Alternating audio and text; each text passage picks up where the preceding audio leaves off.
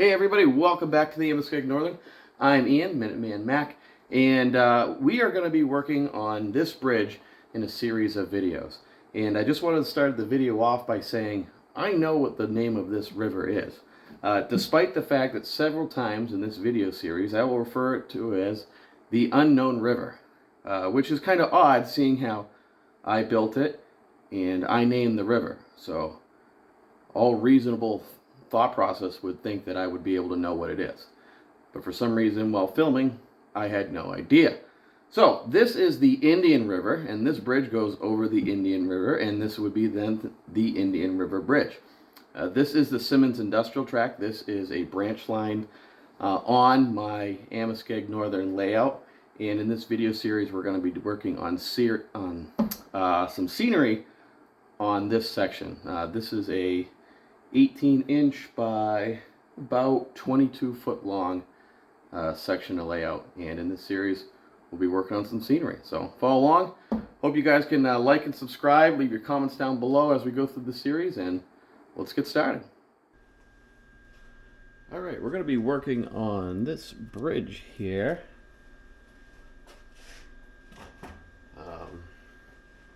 This is on the you've probably seen this bridge a couple times before. This is the bridge on the Simonds Industrial Track on a river that I have yet to name.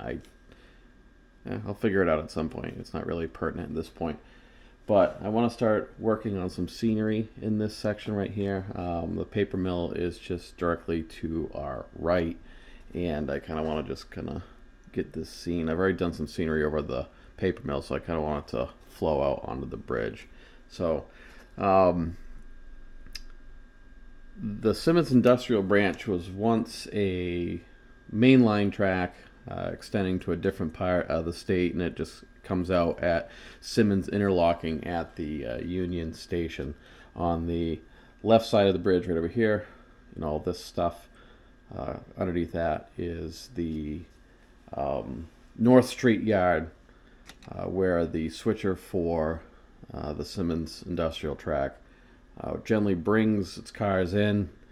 It'll work them in the yard, and then it will be able to make its sorts for industries that are continuing or on the other side of the branch, on the far west end, or over to the paper mill over here on the right hand side.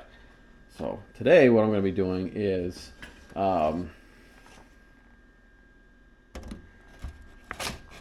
this is a book that I've had I got it at Mountain Trains and Hobbies, so I can guarantee you I got this book probably in the 90s, right? This is a book, Basic Scenery for Model Railroads by Lou Sassy. This was one of the first books that he came out with. There's a sequel to this one, and what was the copyright on this? 2002. So I got this in 2002, so it must have been right before Mountain Trains closed, which was in downtown Manchester at the time. I don't know what's there now. Probably some sort of hipster apartments or something. But there's a lot of really good scenery techniques in here. I'm a very big fan of Lou Sassy's scenery techniques in this book and his other book. His HO scale layout was a big inspiration for New England railroading for me, and also his O scale layout that he runs now. I think it's ON30, because I think it's a narrow gauge. Yeah, because it's based off of main logging lines. So it's 2-foot gauge railroad on a 30-inch gauge track for scale. So, but he's got a really nice section here on working on rocks.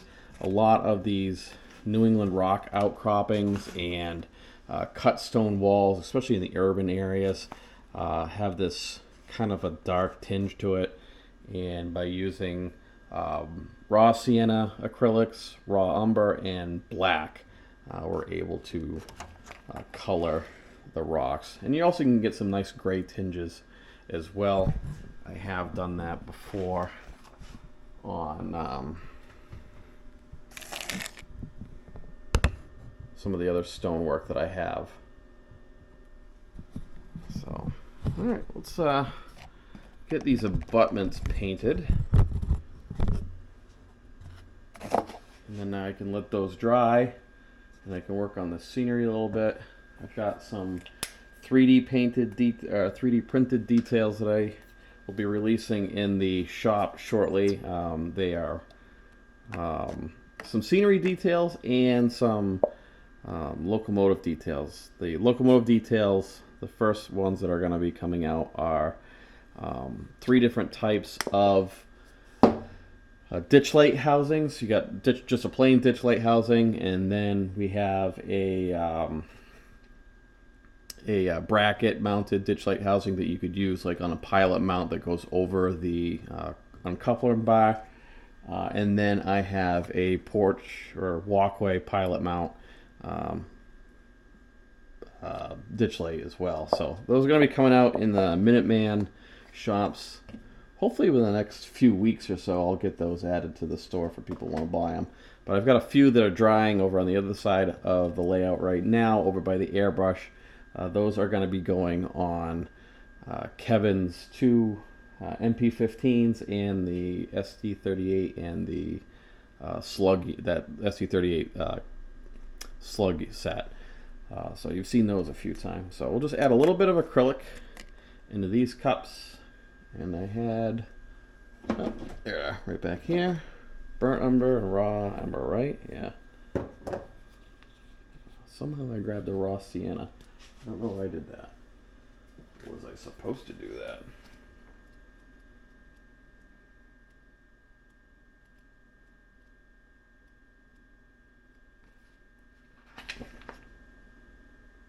No, I was. Raw umber and raw sienna. For some reason I was thinking burnt umber.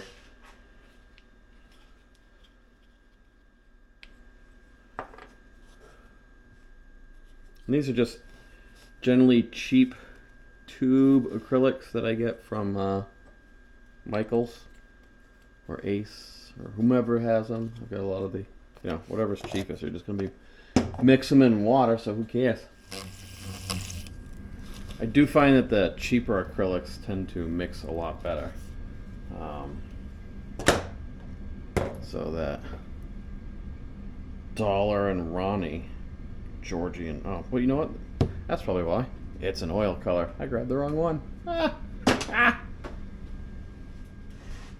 a different gray instead. We'll put this one over there. That really helps. Yeah, oil and water don't mix. That's probably why that didn't work.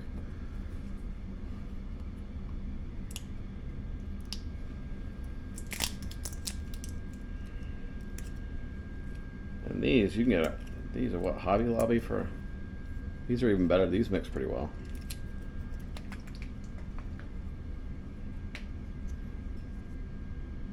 There we go. I'll add some water. We'll mix this one up.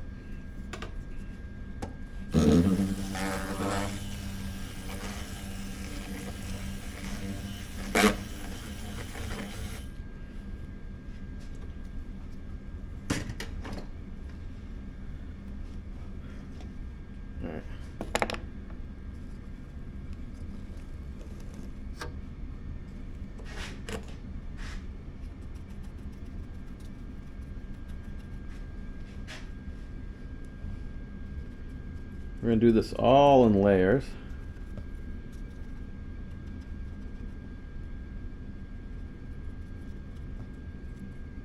Plaster will soak it up pretty quick, and then we'll end up doing a India ink wash as the last part.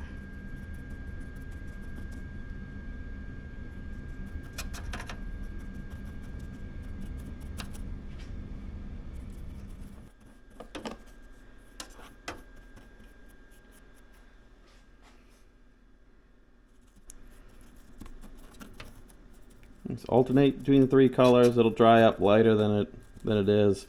I like to do these and then let it dry and then see if I need to add a little bit more, maybe gray or something like that.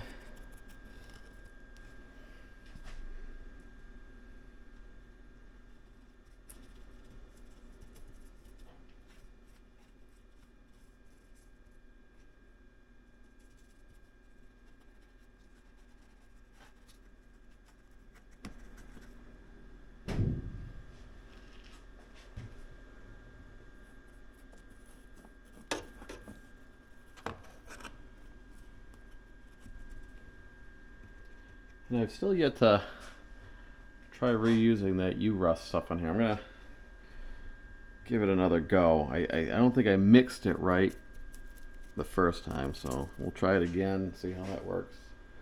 It's just been a matter of time, really hasn't been available for the layout.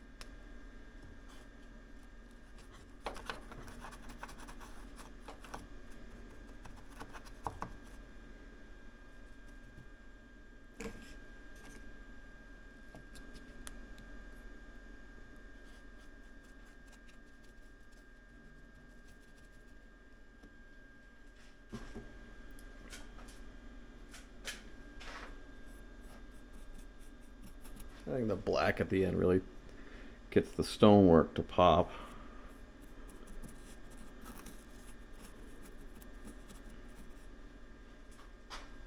Fills in all the water lines, whatnot.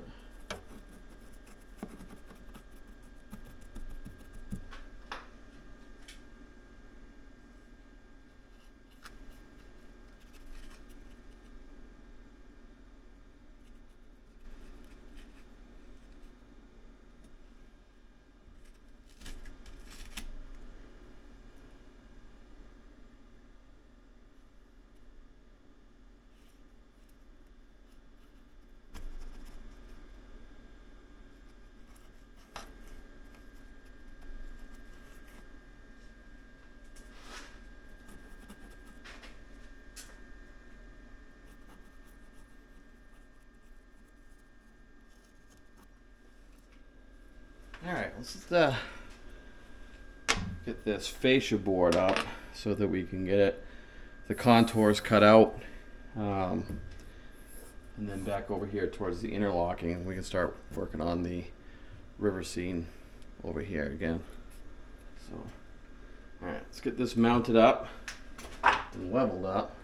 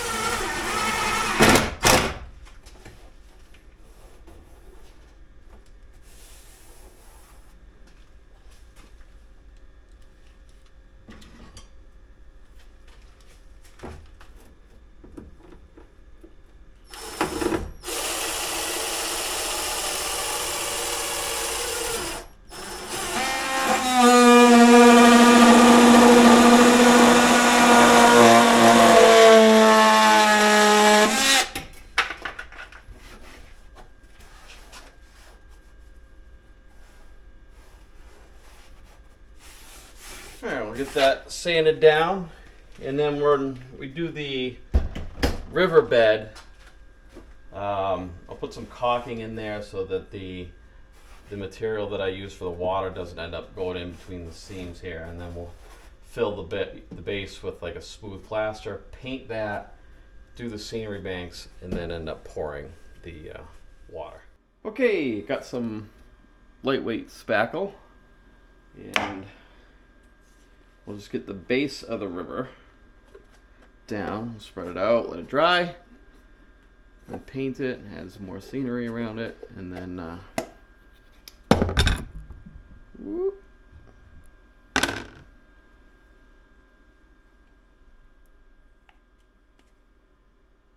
Oh, this is just regular spackling. Doesn't look like it's gonna play ball either. It might.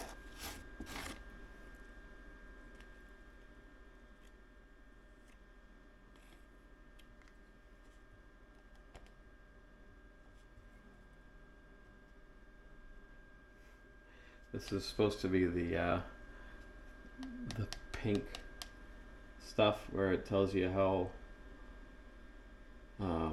much time you got until it dries, and it's almost white. I think we are gonna have to go. I don't have anything else that I can see. We might have to go to the store. Maybe not. I don't know. We'll see. I mean, it seems pliable enough.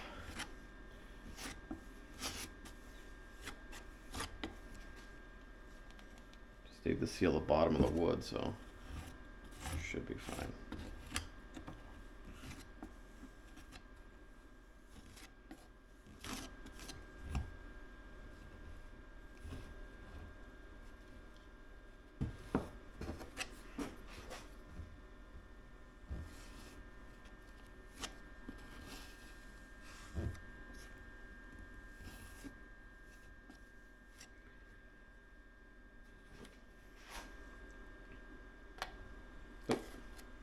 Nope. We'll have to go get some stuff. This is set up too much. It's driving me crazy. Now we can get this riverbed down. Let it dry for, probably a day or so. Probably just a day. I think this stuff dries in like 24 hours for sandability. So. Oh, that's much better.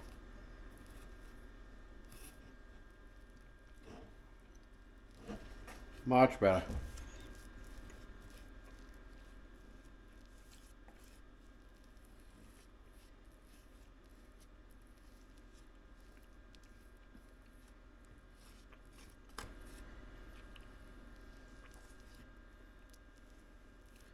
So we'll get this down, let it dry, sand it out, get all the imperfections out of it.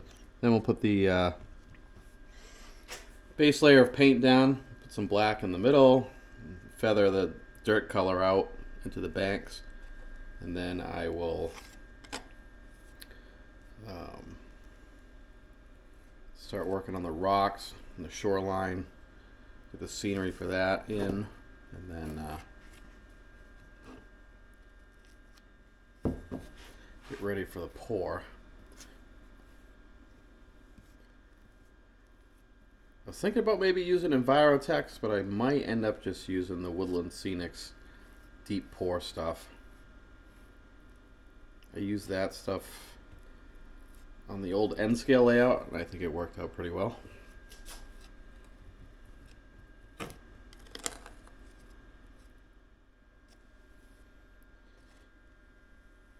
Yeah, and I did name this river at one point in time. I for some reason I can't remember it. I'll have to look back. I keep records of everything because OCD and anal like that, so I probably have it written down. Actually, I know I do.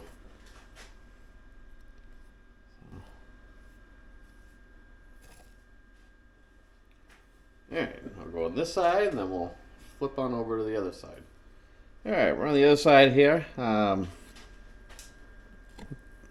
this down. Good thing I don't decorate cakes, because I would be horrible at it. This is going to take a lot of sanding with a sanding brick to get all the waves and stuff out of it, but no big deal. It's lightweight stuff, so it will sand really easily.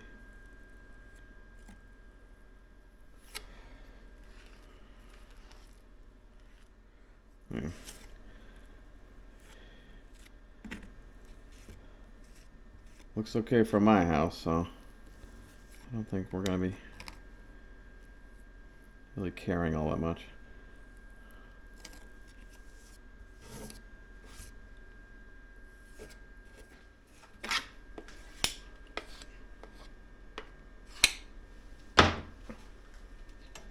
Alright, we'll let that dry and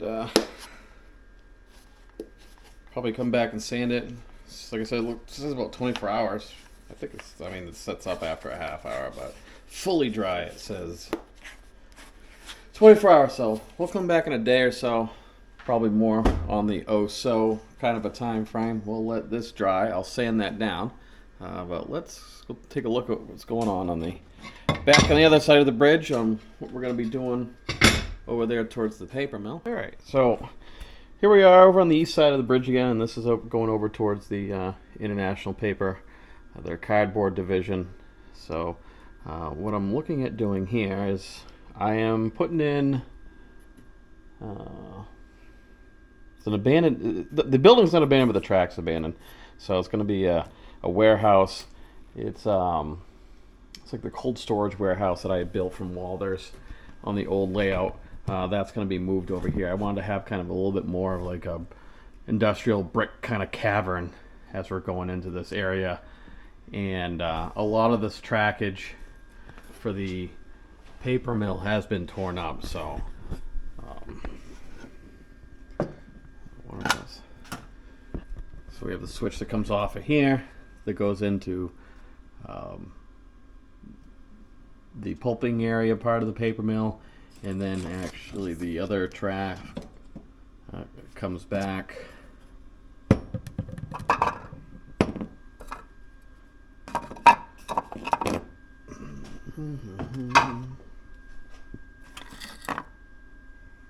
Cut this section out. We're going to start this section again. 3, 2, 1. Okay, here on the back on the east side, on the other side of the bridge, and over towards the International Paper Mill. I've been working on adding a little bit more trackage and buildings over here. So this track right here, this is going to be some abandoned track right off of the diamond and the old main line. So this would have come back out and come back to on this side of the diamond. And I decided to put a building here that I had on the old layout. It's a cold storage warehouse. It kind of just been sitting in the workshop. I really didn't know what to do with it. Really couldn't find a spot for it. But I kind of want to create more of like an industrial brick canyon kind of feel as you're coming through here on the track. So because there's just so much abandoned trackage that's going to be in this paper mill. I mean, obviously in the late 90s, it's a far cry of what it was back in like the 70s and 80s when it was really hopping. So a lot of it's going to be a lot of torn up and disused and abandoned track. And so that's what this is going to be looking like here. So that's where we are right here on this section right now. Like I said, we'll wait for that to dry up. We'll get that situated. Got a couple of the 3D prints. They're still drying right now. We'll get those over on Kevin's engines. We'll test those out. So all right, that's what we got for this spot. I'll see you guys later.